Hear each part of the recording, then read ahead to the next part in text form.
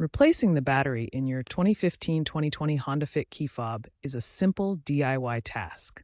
You'll need a CR2032 battery and a small flathead screwdriver or plastic pry tool. First, carefully pry open the key fob case. The two halves are held together by internal clips, so gently separate them. Take note of the battery's orientation. The positive plus side should be facing up. Remove the old battery and insert the new CR2032. Ensure the circuit board is seated properly. Reassemble the fob by snapping the two halves back together. Test the remote near your car within 5 to 10 feet.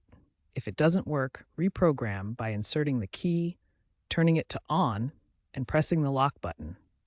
Always use a genuine CR2032 lithium coin cell battery to avoid compatibility issues. Common issues include oxidized contacts or improper reseating.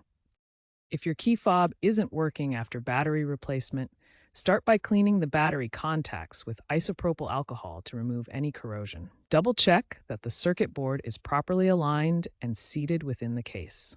Apply a small amount of conductive grease to the contacts for better performance. If the case is difficult to open, use a hairdryer to soften the clips.